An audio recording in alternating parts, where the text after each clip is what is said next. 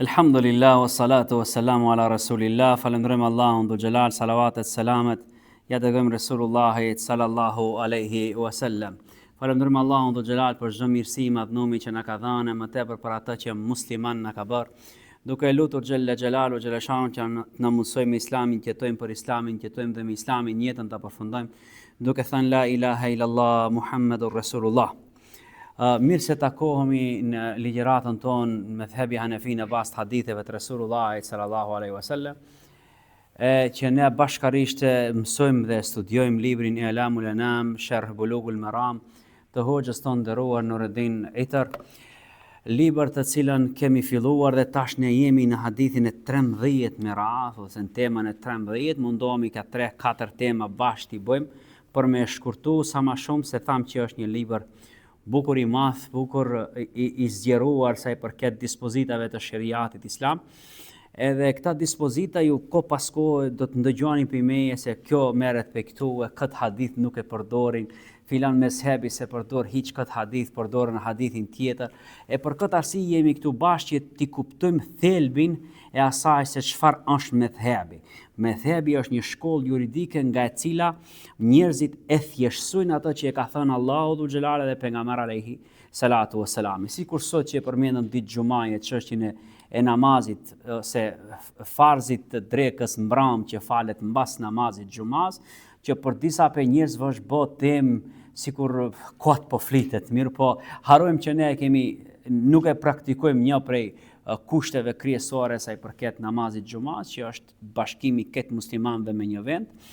Mezhebi jon Hanefi është për mezhebeve të para që ka thonë të lejohet në një qytet të kese më shumë se një xhami me autoritet fetar, mirë po nëse ndodhen kjo gjë, atëherë obligohemi automatikisht me faljen e farzit drekës. Ndërsa mezhebe tjera, pra që e përmendëm edhe mezhebin Shafi, janë alama më ekstrem të kjo, kërkojnë që të falet me xhamat, me ikamet, edhe me imam namazi farzit drekës mbram, farzi që falet në një xhami ku është fal xumaja, për arsye se nuk janë plotsu kushtet e plot. Mirë, po i kthehemi në këtu librit ton. Hoxha ka sjell hadithin i cili është në Bulughul Maram dhe vazhdon me diskutimet aty nga Ebu Hurajra, an Abi Hurajra radhiyallahu ta'ala anhu qala Rasulullah sallallahu alaihi wasallam idha waqa'a adh-dhubabu fi ina'i ahadikum falyaghmisahu kullahu thumma liyatrah fa inna fi ahadi janahayhi shifaa'un wa fil akhiri da'un.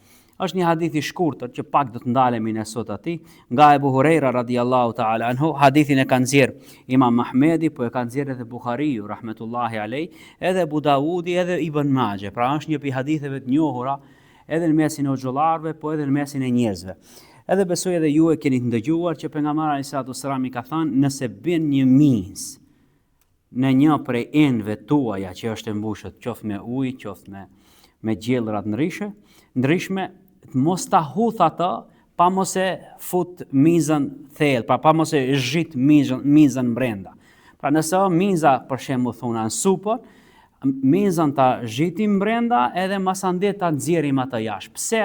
Se thot pejgamberi alayhi salatu wasalam, fa inna fi ahadi janahayhi, se në njërin krah të mizës gjendet helmi, e në krahun tjetër është ose smundja, në krahun tjetër është shërimi. E ti se din cili krah është shërimi e cili është smundja, por atë arsye thot le ta fus, pra le ta zhit mizën brenda, le ta nxjerrë masande ato dhe të vazhdojë të hajë normal ushqimin e vet. Pra është një pi haditheve edhe kështu, është shumë i shkurtër edhe këtu në librin tonë, edhe dispozitat që nxjerren është kretat insekte që kanë të bëjnë në kategorinë e mizës, këtë dispozite kanë në shariatin islam edhe në hadithet e Muhammed Mustafa sallallahu alaihi wasallam. Pra është i shkurt kjo çështje. Pra çdo insekt i cili nuk ka gjak, i cili rrjedh vazhdimisht, është insekt i cili neve e konsiderojmë pra si e ka përmend pejgamberi alaihi salatu wasalam. Tash kalojmë këni pjesë ose një hadith tjetër. عن أبي واقد الليثي رضي الله تعالى عنه قال النبي صلى الله عليه وسلم ما قطع من البهيمة فهي حية فهي ميتة. Thot pejgamberi alayhi salatu wassalami, hadithin e kanë nxjerrë Abu Davudi dhe Tirmidhiu edhe ka bë Hasan Imam Tirmidhiu rahmetullahi alayhi. Pra e ka konsideru hadith të mirë, pra rruga e transmetimit është i mirë. Çfarë thot pejgamberi alayhi salatu wassalami? Thot ajo që është kputur prej një kafshës, kafsha që është ende e gjallë, ajo pjesë e kputur prej kafshës është mejtete, është e cofët, pra e ka hukmin, e ka dispozitën e coftinës. A ta thjeshtësoj pak më shumë këtë hadith, apo e kuptoni? Do me thonë, nëse kafsha për një arsye ndryshme mund t'i kputet kamba, po kafsha ala është njët. Shembull, lopa duke ka përcin një pjesë, një vend ku është me tela ose të ngjashëm me ta. Gjatë kalimit të atij vendit rrezikshëm për kafshën, kputet kama e saj, qoftë lop, dele, mishi që i hahet asaj. Mirë po kafsha ende është e gjallë. Pjesa e kafshës që është shkëput prej trupit asaj që është ende e gjallë, për ne është haram. Pra konsiderohet coftin. A është e qartë kjo? Pra kështu e ka konsideru pejgamberi alayhi salatu wassalami. Pra e thjeshtësum mendoj që jam mjaftueshëm, është i qartë hadithi. Pra nëse kafshës i kputet një pjesë e trupit, pa marrë parasysh cila është e pjesë e trupit. Kafsha është ende gjallë, hukmi asaj, dispozita asaj, pra asaj pjese, është pjesë e coftinës. Shembull dikush mund thotë pula ende heste, dikush ja hoq kamën pulës edhe e ka pjekat kamën e pulës edhe ajo pjesë është haram të hahet përderisa kafsha është e gjallë. E tash ulemat kanë thënë del al-hadith ala anna kullu shay'in yuqta min al-hayawanati wa hiya ala qayd al-hayati lahu hukmu al-mayyitati. Çdo lloj e kafshës këtë çështje e ka. Çdo lloj e kafshës, nuk ka përjashtime. Pra me thënë pula, me thënë viçi, me thënë lopa, me thënë ajo, pra çdo lloj e kafshës nëse i ndodhen një gjë e tillë, e ka të njëjtën dispozit në shariatin islam. Tash po e qelim një kapitull 3, për ato e shpejtova pak të hadithet e fundit të këtij kapitullit parë, po him në kapitullin e ditë ngadale, në hadithin që transmeton Hudhaifa ibn al-Yaman radiyallahu ta'ala anhu qala Rasulullah sallallahu alaihi wasallam la tashrabu fi aniyati adh-dhahabi wal-fidda. Mos pini, ka thënë pejgamberi alayhi salatu wassalam, në enët që janë prej arit apo argjentit. Ena që është prej arit apo argjentit mos pinin ta. Wala ta'kulu fi sihafiha. E as mohani prej pjatave të tyre. Pra nëse ka një pjat që është prej ari apo argjenti, e kemi të ndaluar të ham prej saj. Edhe prej gotave, filxhanave, çfarë do qoftë prej atij, nëse pim prej atij e kemi të ndaluar prej arit edhe argjentit nëse janë. Fa inna lahum fi dunya wa lana fil akhirah. Për ata janë dunja e për ne janë në ahiret.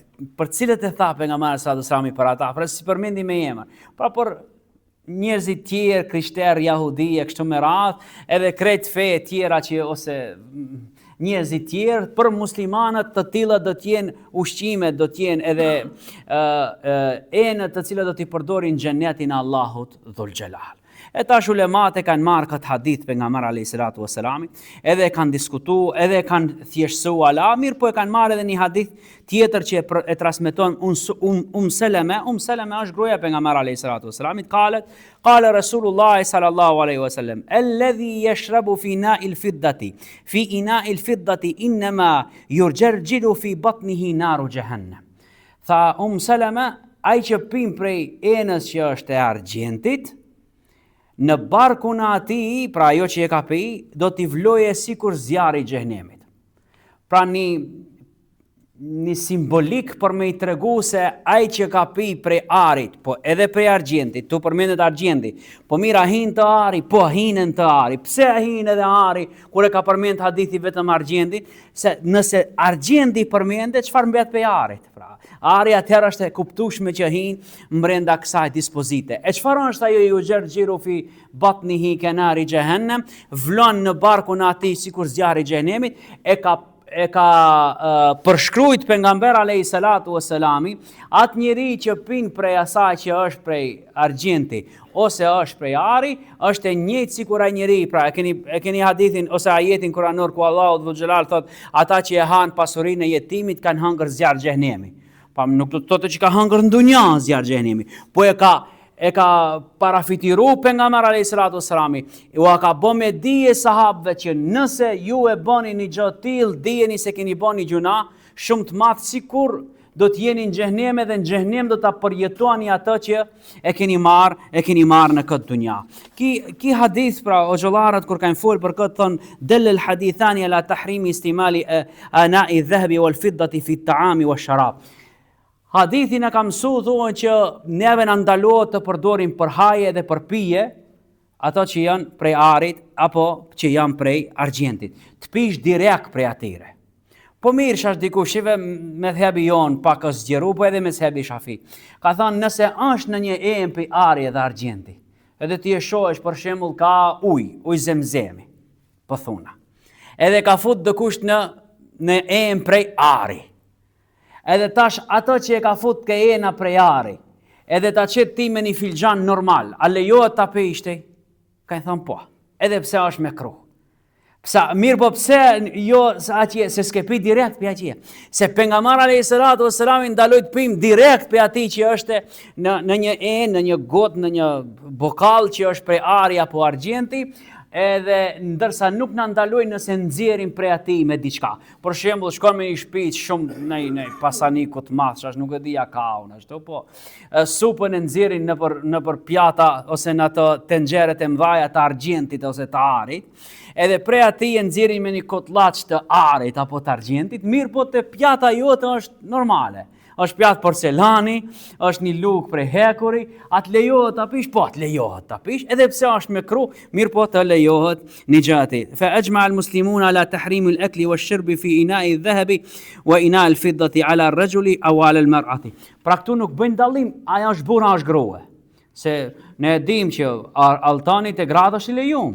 Edhe ata mundin të mbajnë altan sa kanë dëshirë, vetëm se t'janë nxjerrin zekatin atij. Mirë po kur vin ke haja edhe pija, janë të barabartë ke kjo çështje. Po. Pamjen e arit nëse jo nuk prish po. Nuk prish po, nuk hine ka hadith. Vetëm nëse dishon se a është asaj. Mund të vërtetohesh, nëse ti dishon që është ari, mund të vërtetohesh pjesësh a është ari kjo, ama zakonisht tash e mbajnë e përdorin një farlloj materiali që duket sikur është ari. Ai nuk është ari, edhe del ajo ngjira, arit nuk i del ngjira. Pra hadithi kur ka fol, tamam arin e kanë bë en. Pra edhe atëherë në atë kohë, po edhe tash besoj që e keni pa. Mirë, po tash do të vijë një mesele tjetër. Në atë kohë e kanë përdor arin, tamam arin e kanë zbut, e kanë përdor për en, sikur sot që i përdorin materiale tjera të hekurit edhe të ngjashëm me ato për me i përdor për ushqim. Ndërsa sot përdoret një material vetëm për me li, për shembull ne xhamin tu që e shohim duket ngjira ari. Dikush mund të thotë është me ari, s'është me ari kjo hiç, është ngjira vetëm ashtu. E në Qabe është e lime me ari. Për shembull, dera e Qabes është e lime me ari, janë 188 milion euro që kushton. Pra janë shpenzime shumë të mëdha, edhe pse Islami nuk i pëlqen. Tash do ta shohim se pejgamberi alayhi salatu wassalami e ka përshkruajtur edhe ka përkufizuar këtë çështje me ato që bën israf. Edhe innal mubadhirina kanu ikhwana ash-shayatin wa kana ash-shaytanu li rabbih kafura. Tha Allahu dhul jalal, ata që harxojnë për tepër janë vllazit e shejtanit. E shejtani i bani kufër Allahu dhul jalal. E ai çfarë bonte? Ai harxonte për tepër. Pra, ta bësh me ari gjithçka ose edhe enët me ari edhe ato me ari, nuk e preferon Islami. Edhe pse shembull, dikush më thon po mirë, që ne kemi pa dikundi edhe atë tualetit aty e bëjnë me ari. E këtu ulemaja ka thënë është me kruh shkak i harxhimit tepër. Ama nuk është sikur me hangër prej atij. Pra me kënë ena ku hahet, ta ka bo haram. A me kënë ajo sholja ku e krin ti nevojë, nuk ta ka bo shëriat i haram, ta ka bo me kru, po ka hinka ajo pjesa atyre që harxojnë israf që i bën je bë shok i shejtanit. يحرم استعمال إناء الذهب وإناء الفضة فيما سوى الأكل من وجوه الاستعمال كالتطهر للحدث أو الخبث. Pra kështu e përmendën më njëherë hoxha, thotë ajo që lejohet bëhet e papëlqishme kur përdoret për pastrime dhe për çështje tjera, për shembull dikush tushin e ka për altani.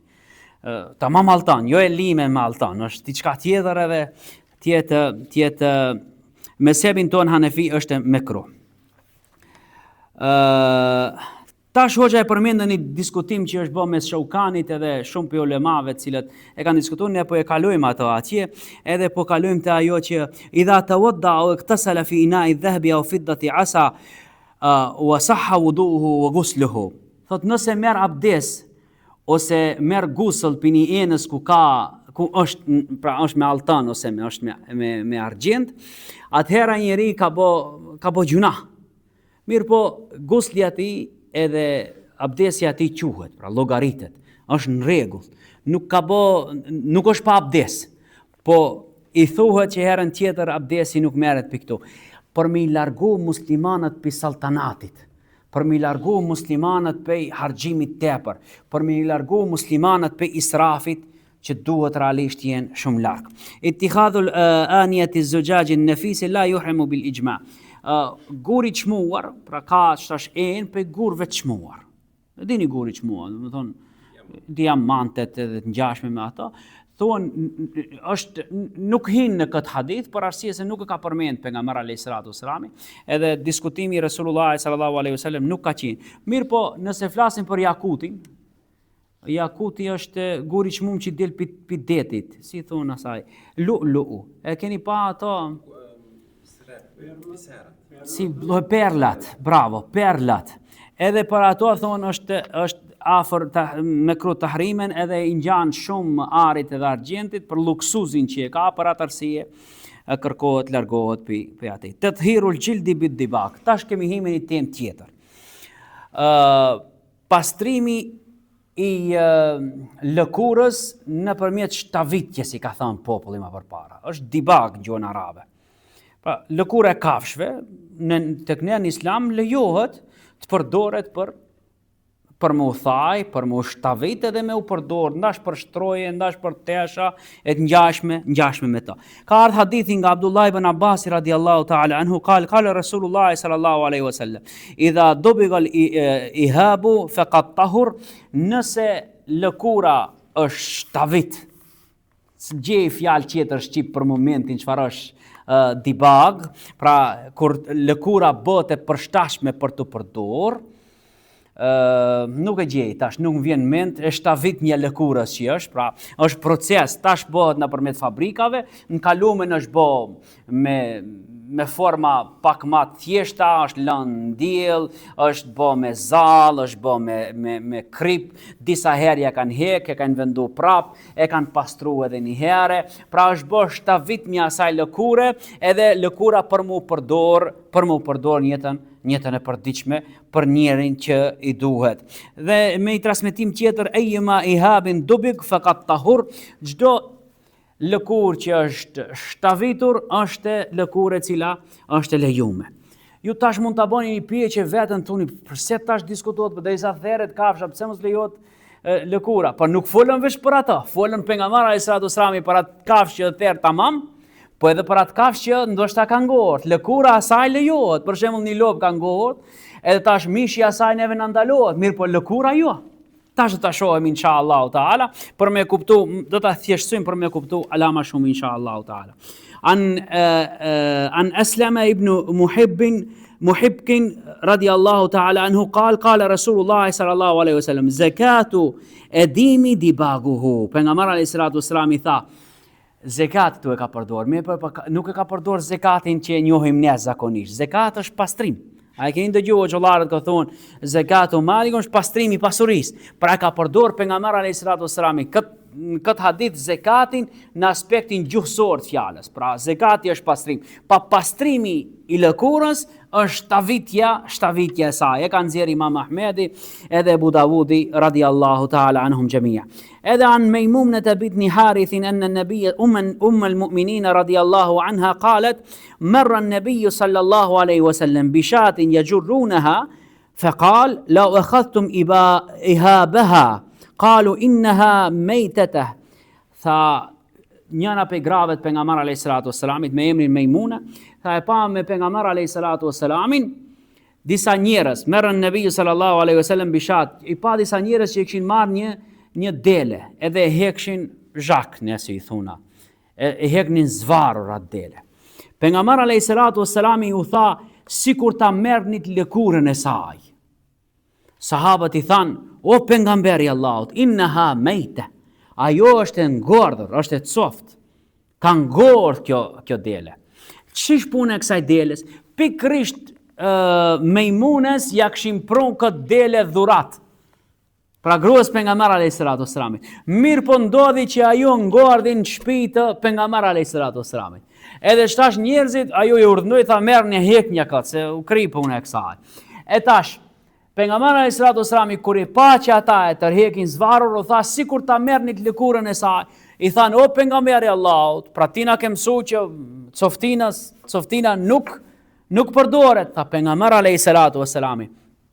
Lëkura e saj pastrohet duke e bërë procesin e tharjes ose procesin e shtavitjes asaj lëkure për me përdor në shërbime të njerëzve çfarë u duhet. E tash, ki hadith do të vijë edhe një hadith tjetër i pejgamberit alayhi salatu wassalamit, e do ta shihni se si dallojnë mezhebet. Besoj që këtu duhet të jetë hadithi i pejgamberit alayhi salatu wassalamit, që Imam Ahmedi rahmetullahi alej e ka marrë këtë hadith Resulullah sallallahu alaihi wasallam, me këtë hadith spunon. Edhe pse ki hadith është prej akhrajahu Abu Daud wa Nisa'i, është prej haditheve të mirë, haditheve që kanë transmetimin e fortë nga pejgamberi alayhi salatu wasallam, ka marrë një hadith tjetër. Imam Ahmedi radiallahu ta'ala. Do përmendi hadithin e do shihni dallimin mes medhhebeve se si e ka marrë medhhebi Hanefi edhe si e ka marrë medhhebi Hanbeli, për me kuptu.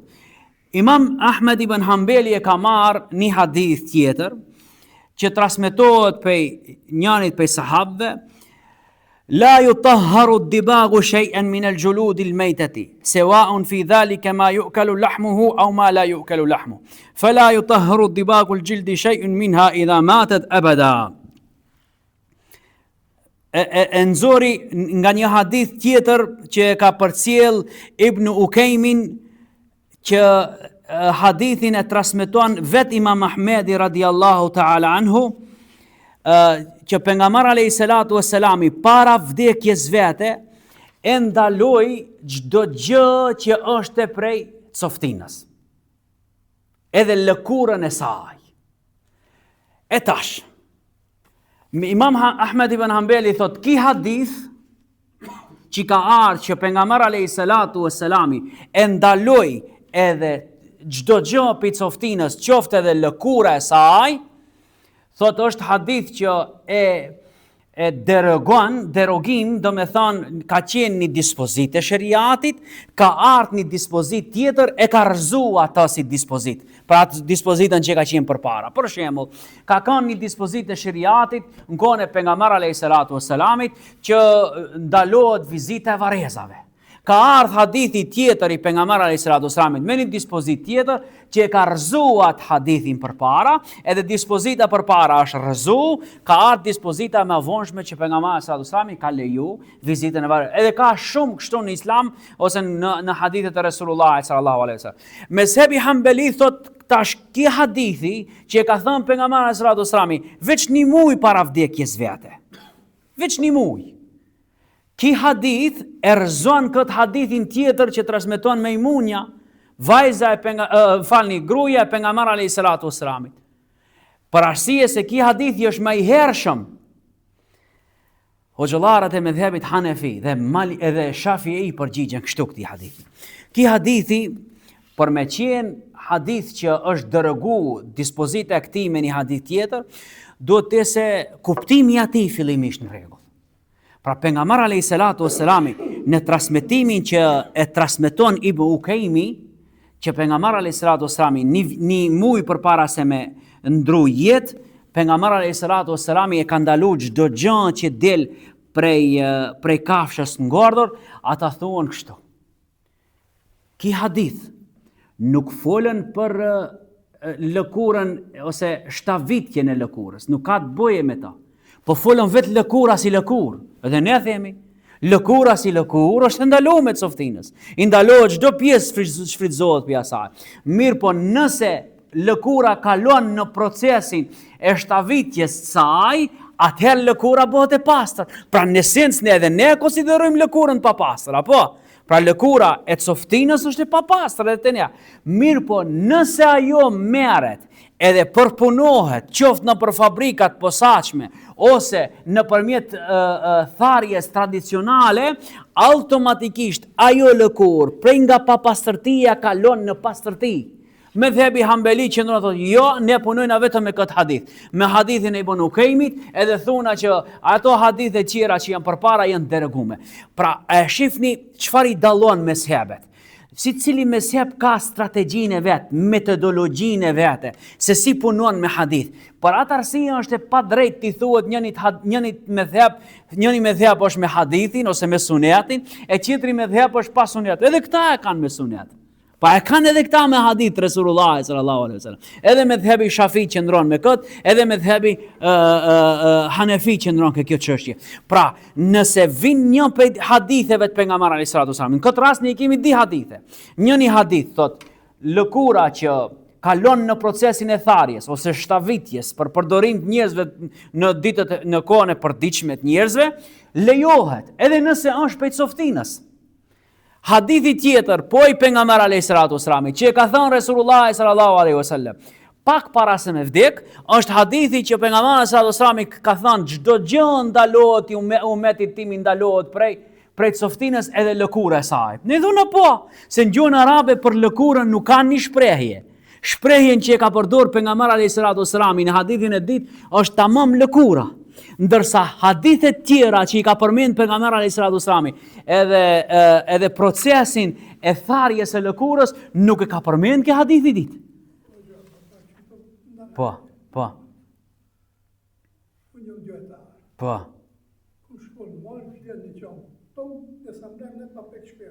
Po.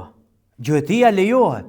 Përderisa kafshat çdo gjë që e kapën gjuetari, me shigjetën e tij, me predhën e tij, me plumin e tij në këtë rast që i përdorin këto tonët, mjafton që t'jese për nevojën. Shive ne tash di meselën neve na dalë.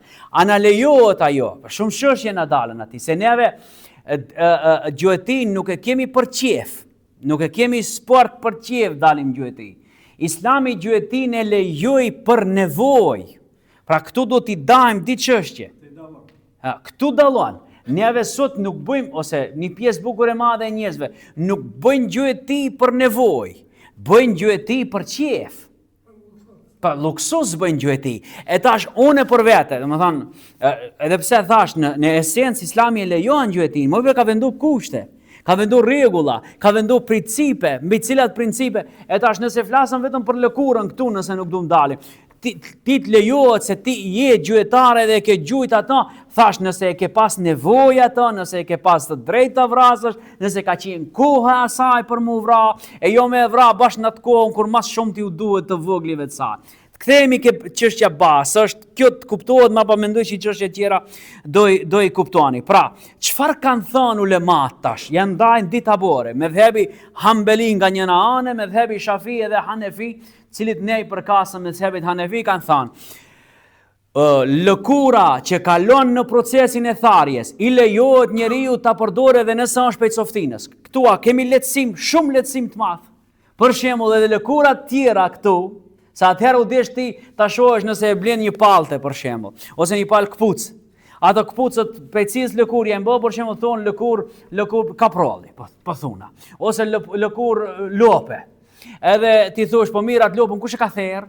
Se këtu del meselja mrapa. Aha, e ka therat lopën jo musliman. Atëherë edhe këpucët tis lejon, jo vetëm mishi. Mirë, po meshebi jon hanefitët jo. Edhe nëse është coftin ajo, pra edhe nëse është coftin, ka ngordh kafsha, lejohet përdorimi i lëkurës asaj përderisa kalon procesin. Nuk më kujtohet ta shqip ndryshe përveç shtavitjes, procesit tharjes dhe përdorimit përditshëm të njerëzve të lëkurës, në kundërshtim me ato që është në qëndrim të mezhebit Hanbeli të Imam Ahmedit radiallahu ta'ala anhu, për arsye të hadithit që transmeton Abdullah ibn Ukejmi, atana kitabu Rasulillahi sallallahu alaihi wasallam qabla mauti. Alla tantafi'u min al-mayti bi ihabi wala asabi. Tha pejgamberi alayhi salatu wasalam na ka ndaluar të përdorim prej coftinës qoftë lëkurën e saj ose thundrat e saja. Edhe thundrat e kafshës, edhe ato tha na ka ndaluar pejgamberi alayhi salatu wasalam. Me ne i thona po e vërtet është kjo, nuk ka kundërshtim këtu, nuk ka përplasjet haditheve, po të di hadithet flasin për një çështje, mirë po të ndara në atë kuptimin e saj. Njëna folën për coftinën në aspekt përgjithshëm, edhe thuna ne çashtu është. Ne nuk e përdorim asgjë pi coftinës, ne nuk përdorim kur gjë as lëkurën e saj asgjë, mirë po nëse flasim për përdorimin e lëkurës mbas që kalon procesin e tharjes së saj, e shtavitjes saj, ne punojna me hadithin e Mejmunës radiallahu ta'ala anha, edhe hadithet tjera cilat janë të transmetuar pe pejgamberi alayhi salatu wasalam. E tash, po mira lejohet lëkura e derit për shembull, nëse kalon shtavitjen hoxha te që e thua, tharjen nasni forë. Pse? Se në esencë është i papastër. Po mira këtu çfarë bëjmë shash me qenin, edhe i qenit nuk kalon.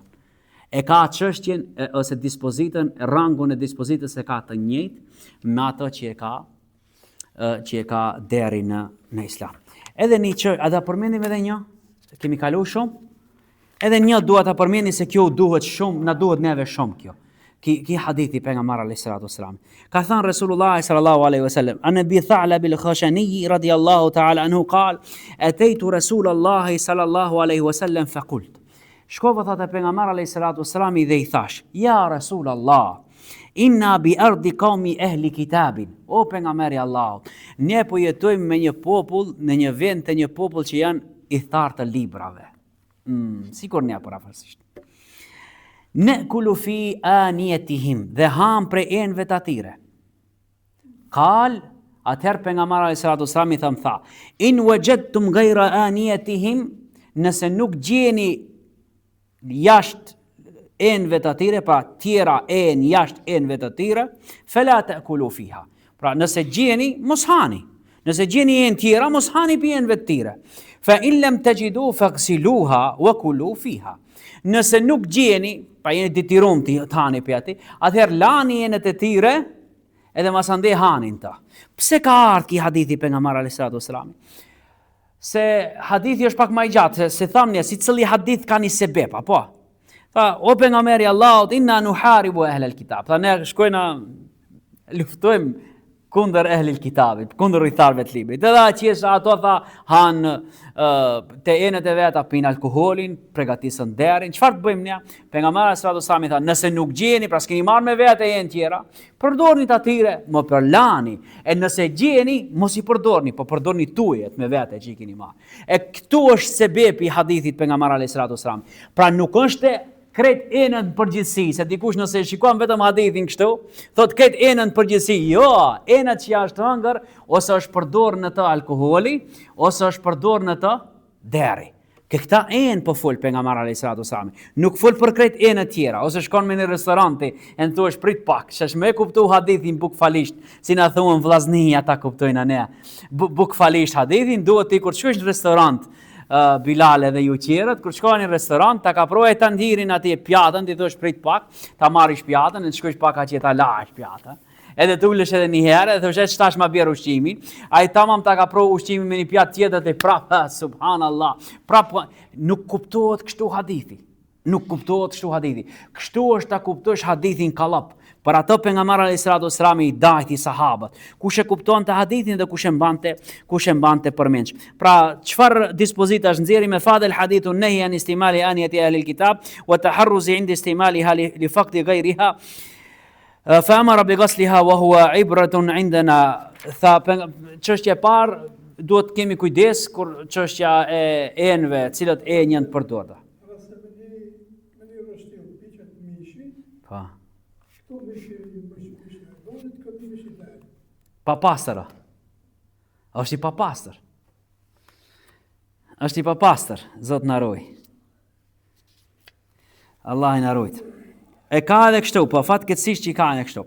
Pra, po e shkurtojna inshallah taala, se ki problem ka qenë edhe në kohën e sahabëve, se dikush e di çfarë bën.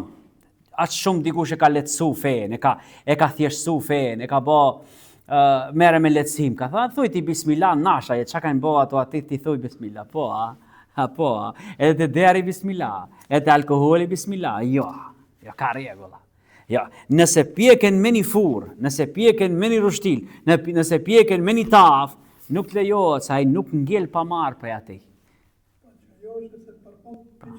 Ja, nuk funksionon.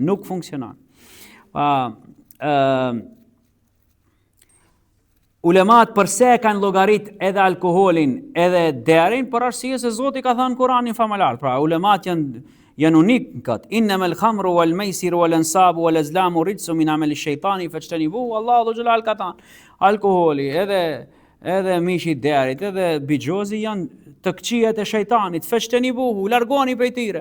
Edhe nuk ka thënë Zoti xheleshanu mos i bani, ka thënë largohu, qëndro larg, mbajet distancën prej tyre, jo të jenë me një rushtil, ose të jenë me një furr, ose të jenë largohu, larg prej atyre, të mundohesh që edhe nëse kemi zgjedh për shembull një lokal ku ka alkool, një lokal ku s'ka alkool, ti shko ka ai ku s'ka alkool. Nëse një lokal tjetër ka derë, ai tjetri s'ka derë, ti do zgjedhësh atë që s'ka derë. Për ato që me rujt fen tënde, për me rujt dinin tënd, për me pastru dinin tënd. Pra, këtu e kemi disa prej çështjeve ala kerat istimali ana el kufar, bile mezhebi Shafi'i ka thënë është me krut përdoren nenet atyre, pa marr parasysh a ka pas alkool aty, as ka pas alkool. A e keni pa unë për vete kur shkojnë në këta restoranet e turqelive bile, mirë për kur na bien qatë ajranin me një qasë gote të birave të mdhaja që i përdorin këta austriake, mund vjen marrë ta piq ato, edhe pse ajran brenda. Edhe pse nuk mihem rahat se normal aty s'përdoret alkooli, mirë po vetëm se u ngjan shumë atyre. I ngjan shumë ata që e përdorin, duhet ne të bëjmë pak mbajmë pak abstand, distancë për to. Allahu xhelal na mundsoft, është vështirë feja të ruhet, kuptohet në çdo aspekt ose në çdo porë të jetës tonë, mirë po ne duhet mundohemi maksimalisht që ta kuptojmë islamin, ta ruajmë islamin, po jo ta kuptojmë hadithin kallap, se masande ja vështirësojmë jetën vetvetes, edhe ja vështirësojmë jetën edhe të tjerëve të cilët dëshirojnë të jetojnë në bazë të islamit, në bazë të asaj që e ka përmend pejgamberi alayhis salatu wassalam. Ne vazhdojmë atëherë mbas pushimeve, pra me 9 janar inshallah taala me dersin ton, për arsye se shumica e vëllezërve veç kanë shku, që mos të hindërhak edhe ata, jo kanë dashur në pyetje, në sente dhe në lidhje me librin, që të vazhdojmë bashkarisht inshallah taala. Allahu rujt, Allahu begatoft, Allahu kompenzoft kërko që arxhoni me mësu hadithet e pejgamberit sallallahu alaihi wasallam. Alhamdulillahi rabbil alamin. El-Fatiha.